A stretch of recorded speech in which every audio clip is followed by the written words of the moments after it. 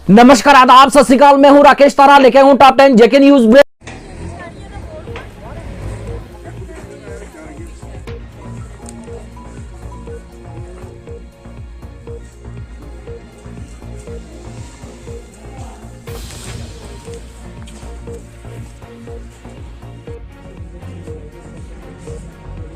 पर नजर हर खबर पर नजर रखता है और आज ग्राउंड लेवल पर आपको बताने आया है कि जिस तरह मतदान जो है किस तरह से कतारों में हो रहा है। और अगर बात की जाए डीडीसी इलेक्शन की, डिस्ट्रिक्ट डेवलपमेंट काउंसिल इलेक्शन जो कि 70 साल के बाद आए और लोग कहीं ना कहीं जो है डेवलपमेंट चाहते हैं और कतारों में लोग आए हैं अपना वोट कास्ट करने के लिए, अपना मतदान देने के लिए। और हम अपने कैमरामैन से आग्रह करेंगे कि वो बताएंगे कि किस तरह से लोग कतारों में खड़े हुए हैं। और खासकर अगर बात की जाए तो कहीं ना कहीं जो है डेवलपमेंट लोग चाहते हैं और ग्राउंड लेवल डेवलपमेंट अगर बात की जाए तो इस समय हमारे साथ कुछ लोग हैं जो वोट कास्ट करने के लिए आए हैं। आइए इनसे बात करते हैं। जी, आपका नाम? राकेश जी, आपको कैसा लग रहा है आज जो ये वोटिंग हो रही है, डीडीसी के इलेक्शन जो है 70 साल के बाद जो है हमारे जम्मू कश्मीर में हो रहे हैं, तो क्या कहेंगे?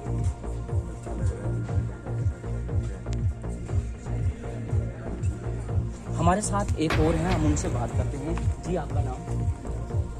सचिन सिंह जी, आप बताइए कि किस तरह से जोश और खरोश है पब्लिक में कि वोट डालने में?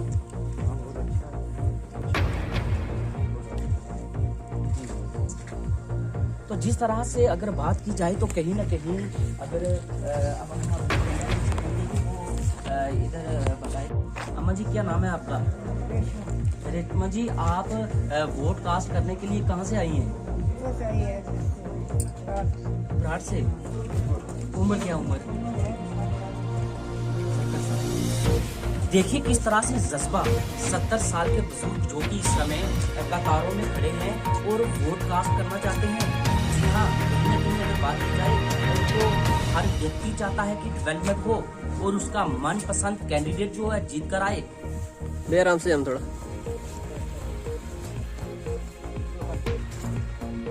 तो किस तरह से लोग जो है कतारों में आ रहे हैं। जी हाँ, अगर बात की जाए तो इनसे बात करेंगे कि कितना जो है जज्बा है लोगों के अंदर कि डेवलपमेंट होनी चाहिए और वोट कास्ट कर रहे हैं, अपने मतदान दे रहे हैं। जी हाँ जी, आपका नाम? अशोक शर्मा।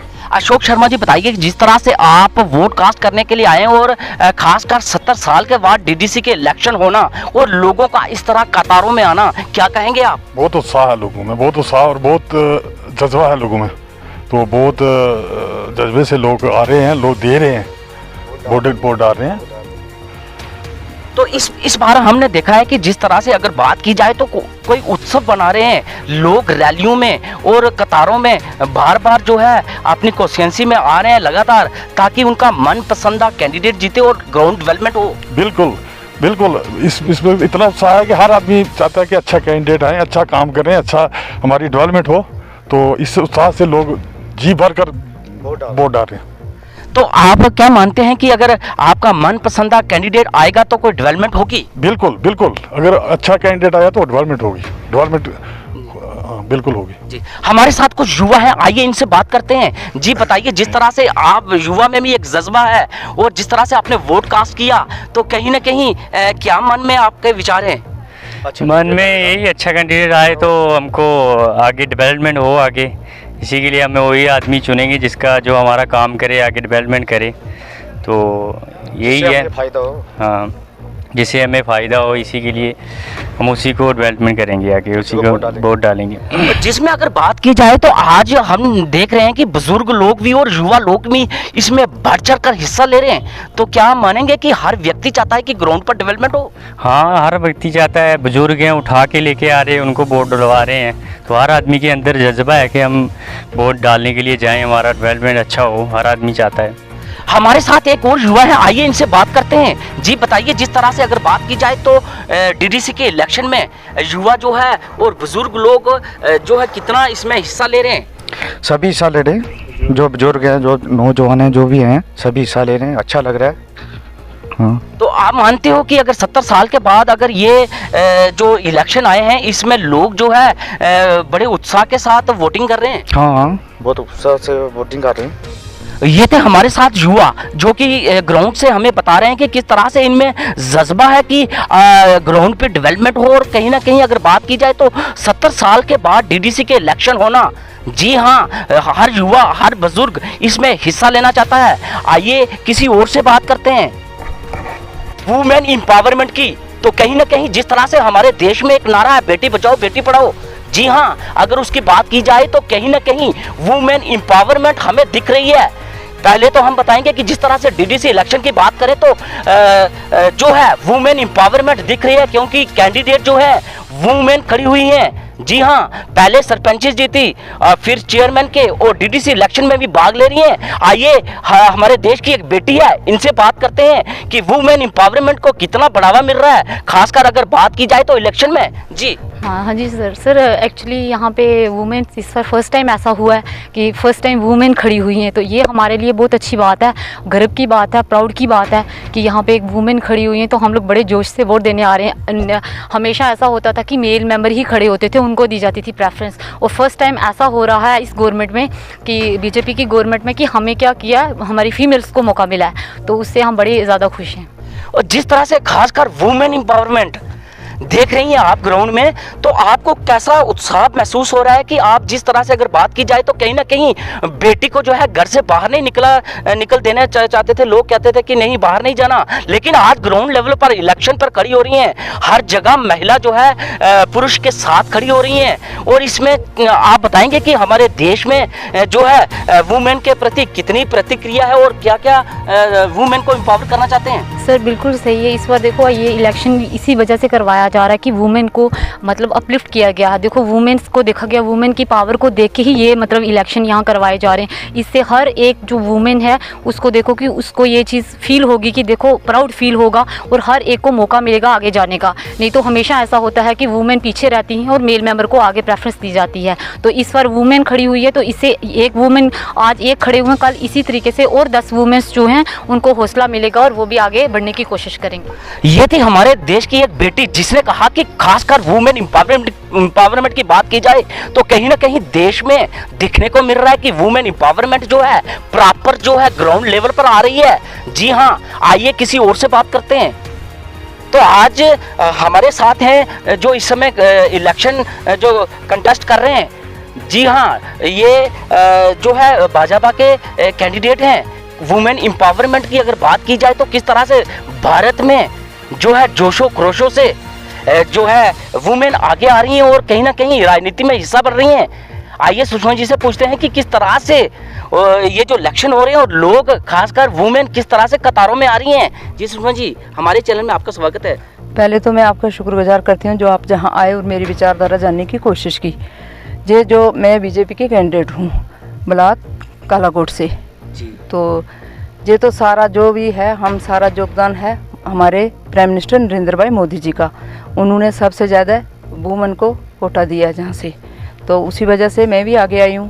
तो मेरी भी यही कोशिश है कि अगर मैं जहाँ से जीत जाऊँ तो मैं वुमेन को और आगे लाऊंगी। तो जिस तरह से अगर बात की जाए तो नारा था बेटी बचाओ बेटी पढ़ाओ, और कहीं ना कहीं आज एक लफ्ज़ और जुड़ने को आ गया बेटी को बढ़ाओ। तो आप मानते हो कि जिस तरह से आपको भी कैंडिडेट यहाँ पे रखा गया है और खासकर पूरे देश में जो है वुमेन के लिए एक कोटा रखा गया है ताकि वो भी पुरुष के साथ कंधे से कंधा मिलाकर चल सकें और देश की सेवा कर सकें?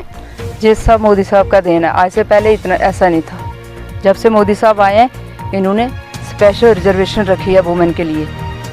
जी, जिस तरह से इन्होंने हमारे साथ बात की और कहा कि खासकर अगर बात की जाए तो सरकार बीजेपी सरकार पर इन्होंने कहा कि खासकर नरेंद्र भाई मोदी जी का सपना था कि खासकर हमने ग्राउंड लेवल पर जो है वुमेन को एम्पावर करना है। तो कहीं ना कहीं डीडीसी इलेक्शन में देखा जाए तो कितनी तादाद में जो है कैंडिडेट उभर कर आए और इलेक्शन लड़ रहे हैं। जी हाँ, Rakesh Tara, JK news break, Rajouri. Circuit short की वजह से डांगरी में 2 शॉप जो है हुई आग के हवाले। जी हां, अगर बात की जाए तो पूरी तरह से दुर्घटनाग्रस्त। अगर बात की जाए तो ये कॉस्मेटिक की दुकान थी और कपड़े की दुकान थी। जी हां, 2 दुकानें जो कि हुई दुर्घटनाग्रस्त सर्किट शॉर्ट के होने की वजह से। संवेदना सोसाइटी के माध्यम से हमने जो है एक आधार कार्ड का कैंप यहाँ पर तालाब तिलों में जो है वो लगाया है। काफ़ी टाइम से जो है वो लोगों की एक समस्या थी कि लोगों के जो डोमिसाइल थे उसमें जो है वो बनने में रुकावट आ रही थी। लोगों के जो बच्चे हैं खास करके इस 1 साल में जो कोरोना की वजह से जो है वो सफरिंग हुई है उसको जो है वो कवर करने के लिए आज हमने जो है यहाँ पर जो है वो लोगों के हम आधार कार्ड बना रहे हैं। खासकर आपने देखा होगा कि छोटे बच्चे जो हैं वो उनकी संख्या ज़्यादा है आधार कार्ड बनाने वालों में। आधार कार्ड बनेगा तो उनका डोमिसाइल भी जो है वो इजीली बन जाएगा। तो इसी जम्मू के अंदर पहली बार जनता के अंदर ऐसा उत्साह दिखाई दे रहा है जो डॉक्टर भीमराव अंबेडकर जी ने वोट का अधिकार दिया था कि आने वाले समय के अंदर रानी के पेट से राजा पैदा नहीं होंगे, वोट से ही राजा बनेंगे। 370 का डॉक्टर अंबेडकर जी ने विरोध किया था कि 370 नहीं होनी चाहिए। 370 में के कारण कश्मीर के लोग देश में कहीं भी जा सकते हैं, लेकिन अन्य लोग कश्मीर में नहीं आ सकते, नहीं मकान ले सकते। लेकिन हमें खुशी है कि हम ऐसी पार्टी से बिलोंग करते हैं जिनके प्रथम अध्यक्ष श्यामा प्रसाद मुखर्जी ने कश्मीर भारत का अभिन्न अंग है उस पर अपना बलिदान दिया है। धारा 370 के कारण जो हमने देखा है कि 3 परिवार 70 वर्ष तक कश्मीर का शोषण करते रहे।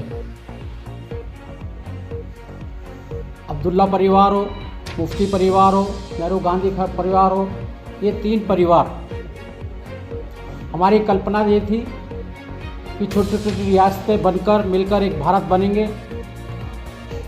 वोट का अधिकार मिला है तो इससे ये रियासतें नहीं चलेंगी, लेकिन यहाँ पर इन 3 रियासतों ने 70 वर्ष तक कब्जा कर रखा था। आज 370 हटने के बाद में जैसा पूरा देश के अंदर करीब 85% लोग आदरणीय नरेंद्र मोदी जी को पसंद करते हैं। आपने देखा होगा कल ही राजस्थान का रिजल्ट भी आया है, जब कांग्रेस की सरकार थी वहाँ लोकल बॉडी के चुनाव में हमने भारी भरकम तरीके से जीत हासिल की है। मैं चाच पाई लाची मोदी दी चलण नहीं देनी चलाकी तुसी की पियोगे तुसी की मैं चाच पाई लाची मोदी चलण नहीं देनी चलाकी तुसी की पियोगे मैं चाच पाई खंड मोदी निरा झूठ दी पंड तुसी की पियोगे मैं चाच पाई खंड मोदी निरा झूठ दी पंड जी तुसी की पियोगे मैं चाच पाई पत्ती मोदी दी पाड़ के हटांगे बक्खी जी तुसी की पियोगे मैं चाच पाई पत्ती मोदी दी पाड़ के हटांगे बक्खी जी तुसी की पियोगे।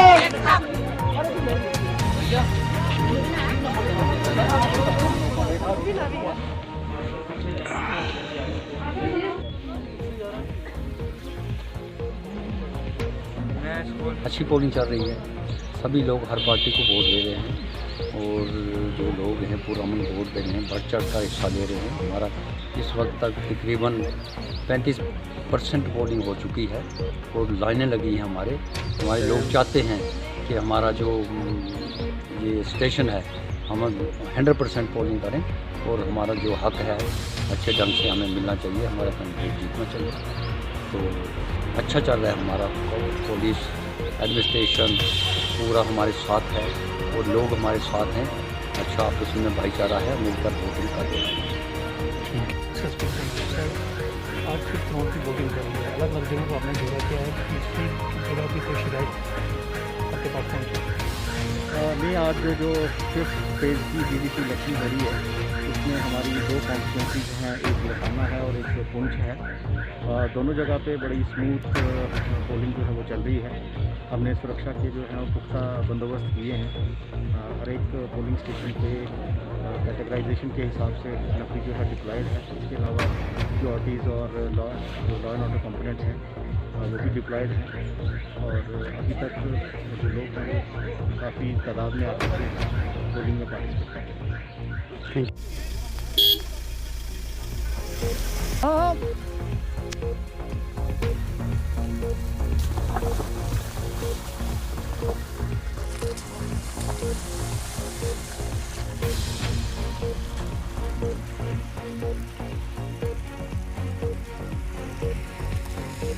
बिस्मिल्लाहिर्रहमानिर्रहीम। मेरा नाम ताहिर हुसैन शाह है। मैं खबला पंचायत का रहने वाला हूँ। मैं आपके इस चैनल के ज़रिए अपनी एडमिनिस्ट्रेशन जो राजौरी की एडमिनिस्ट्रेशन है और स्पेशली जो स्टेट एडमिनिस्ट्रेशन है उनसे कुछ 1-2 बातें पूछना चाहता हूँ कि आपके पास रोड बनाने के लिए पैसा नहीं था, लेकिन आपने जो DDC इलेक्शन कंटेस्ट करवाया उसके लिए गवर्नमेंट के पास पैसा आ गया। कोविड-19 की इतनी बुरी हालत हमारे इलाके में है, आप हर डोर टू डोर जाते हैं, कवरेज करने जाते हैं, आपने भी देखा होगा कि कोविड-19 के रिलेटेड हमारे पास कोई भी फैसिलिटी जो है वो नहीं है। स्पेशली मैं रूरल एरियाज़ की बात कर रहा हूँ। मैं खुद गांव का रहने वाला हूँ, तो मैं रूरल एरियाज़ की बात कर रहा हूँ कि किसी के पास भी एक सैनिटाइज़र तक भी हमारे जो हेल्थ सेंटर हैं वहाँ पे अवेलेबल नहीं है। लेकिन मैं आपके चैनल के थ्रू अपने जो गवर्नमेंट है उनसे ये एक पूछना चाहता हूँ कि खुदारा जिन रोडों से चल के आप लोगों के पास गए कैंपेन करने के लिए, जितनी भी सियासी जमातें हैं, उन रोडों की कंडीशन आपने देखी? क्या वहाँ पे गाड़ी चलाना पॉसिबल है? अगर आप आधा किलोमीटर गाड़ी चलाते हो तो आपकी गाड़ी का कोई ना कोई पार्ट जो है वो पीछे आपको रोड में से उठाना पड़ रहा है। इतनी बुरी कंडीशन है। स्पेशली जो हमारी राजौरी से थन्ना मंडी तक रोड है उसकी आप हालत देखिए, 2-2, 3-3 फुट के गड्ढे हैं एक जगह पे पड़े हुए। तो इसलिए मैं आपके थ्रू ये अपनी स्टेट एडमिनिस्ट्रेशन से गुजारिश करना चाहता हूँ कि खुदारा हमारी तरफ भी ध्यान दीजिए। हमारी ये जो रोड है और हमारे ये जो PHC हैं, जितने भी हेल्थ सेंटर्स हैं, उनकी तरफ भी थोड़ा ध्यान दीजिए। वहाँ कोविड-19 की फैसिलिटीज़ जो है वो अवेलेबल होनी चाहिए। ये एक छोटी सी बीमारी नहीं है, ये एक इंटरनेशनल बीमारी है जहाँ हर मुल्क इससे लड़ रहा है। लेकिन उन लोगों को देखें तो हमने उनके बराबर में कुछ भी नहीं किया। ना हमारी इसमें कोई इम्प्रूवमेंट है, ना हमारी इंफ्रास्ट्रक्चर में कोई इम्प्रूवमेंट है और ना हमने रोड्स और कनेक्टिविटी में कोई ध्यान दिया है। इसलिए मैं आपके थ्रू अपनी डिस्ट्रिक्ट एडमिनिस्ट्रेशन और स्पेशल स्टेट एडमिनिस्ट्रेशन से गुजारिश करना चाहता हूँ कि खुदारा हमारी तरफ भी ध्यान दीजिए और हमारी ये जो रोड की बहुत बुरी हालत है इसमें थोड़ी सी इम्प्रूवमेंट कर दीजिए। शुक्रिया। मैं जम्मू कश्मीर का इसलिए मैंने दौरा किया क्योंकि यहाँ पे DDC के चुनाव जो भारतीय जनता पार्टी की जो गवर्नमेंट है सेंटर उन्होंने अचानक से डिक्लेयर कर दी और मेरी सॉलिडारिटी दिखाने के लिए कि मैं पार्टी, हमारी जो पार्टी के अध्यक्ष और उनके सभी साथी चुनाव लड़ने में व्यस्त हैं।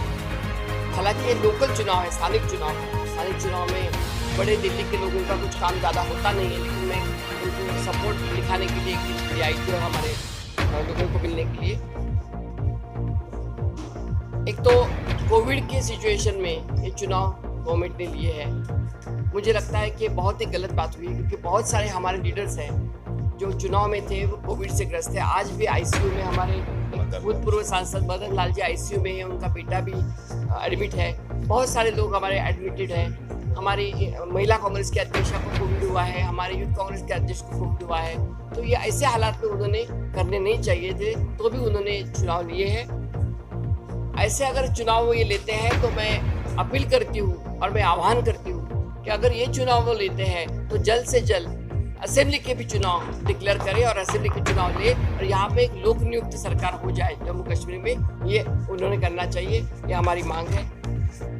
मैं यहाँ आने के बाद देख रही हूँ कि सिक्योरिटी का बहुत बड़ा प्रॉब्लम हमारे लोगों को, जो अध्यक्ष सहित हमारे सभी लोगों की सिक्योरिटी निकाल दी गई है। तो इस हालात में हमारे लोग कैसे चुनाव लड़ेंगे? जो आप क्योंकि पिक एंड चूज करके सिक्योरिटी देंगे और जो लोग विरोधी पार्टी के उनको सिक्योरिटी नहीं देंगे। जिनको कचरा है, जिनके लिए पहले सिक्योरिटी उनको 2 दिन पहले उनकी सिक्योरिटी निकाल दी है, तो उसके लिए भी हम अपील करते हैं कि वो सिक्योरिटी वापस देनी चाहिए। और दूसरी बात यह है कि ये इतने स्थानिक चुनाव में बीजेपी के एंटायर लीडरशिप और बीजेपी के एंटायर जो एक्टर एक्ट्रेसेस है वो यहाँ आई हैं। मुझे उनको एक ही सवाल पूछना है कि ऐसे हालात में अगर ये इतने अपने काबिलियत पे विश्वास रखते हैं तो क्यों उन्होंने इतने लोगों को दिल्ली से बुलाया, क्यों अपने लोगों को नहीं चुनाव लड़ने दिया लोकल लोगों को? तो ये तो चुनाव लोकल है, यहाँ पे उनको किसी के आने की जरूरत नहीं। और मुझे दूसरा भी एक बात लगता है कि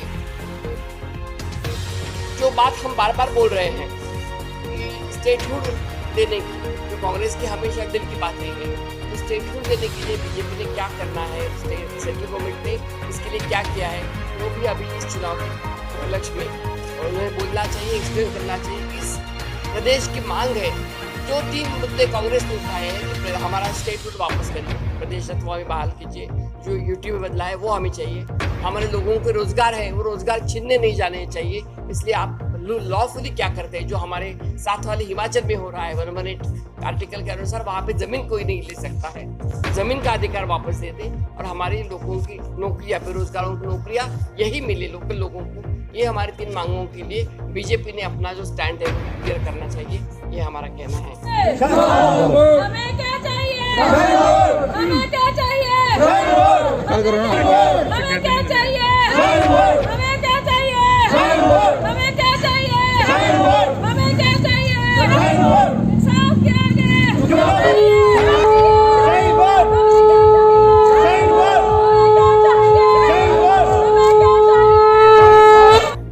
से बोल रहा हूँ। तो हमारा ये पोलिंग स्टेशन 26 नंबर जो था हमें अलॉट किया गया था, तो ये हमसे छीन लिया गया है। हम रिक्वेस्ट करते हैं इस हिसाब से और इलेक्शन कमीशन तक हमारी ये रिपोर्ट जानी चाहिए कि हमारा ये जो फंडामेंटल राइट जो हमें दिया गया है वो हमसे क्यों छीना जा रहा है, क्यों हमको दिया गया। हमारे बुजुर्ग लोग हैं जो चलकर दूसरे स्टेशन तक अब नहीं पहुँच पाएंगे, तो वो इस हक से महरूम रहेंगे। तो इसलिए हमारे इस हक को अदा करने के लिए हमारा वो पोलिंग स्टेशन जो है वो बहाल किया जाए जल्द से जल्द। हम डीसी साहब से भी रिक्वेस्ट करते हैं और इंतजामिया से भी और तमाम जितनी भी मीडिया है वो इस बात को ऊपर तक पहुँचाएँ। रिक्वेस्ट है हमारी सबसे, शुक्रिया। गुजारिश ये है, मैं डीसी साहब से ये गुजारिश करता हूँ क्या ताकि ये जो हमारा स्टेशन ये हमारे से छीना लिया गया है ये वापस किया जाए। हम वहाँ पर अपने वोट अदा करके अपना हक अदा करें। हमारा हिंदुस्तान का ये हक बनता है कि हम अपने वोट दें, वोट अदा करें, तो ये हमारा हक बनता है। एक रात में हमारा ये हक छीना गया है, तो लिहाजा मैं ये कहता हूँ कि जनाब हमारा ये जो हक है वापस किया जाए ताकि वहाँ हमारी पोलिंग हो जाए। मेरी उनसे अपील है कि रवि जी, सुधीर जी, जहाँ जो जितने बंदे आए हुए हैं, ये सारे लोग सब लोग जो आए हुए हैं, जो बच्चे खच्चे लोग हैं, उनके घर में ये कैंपेन करेंगे। हमारे प्रधानमंत्री यहाँ पर आए हुए हैं, उनके घर में ये कैंपेन करेंगे। बड़े लोग यहाँ पर खड़े हुए ठीक है, ये कैंपेन करके हमें एक जगह वोट डालना है। अगर मियाँ साहब ने एक बात बता दो आपको, सच्चे दिल से ये वली है, हम इनके कदम से दूर भी नहीं है। मैं हूं राकेश तारा, दीजिए इजाजत और देखते रहिए tata and JK news break.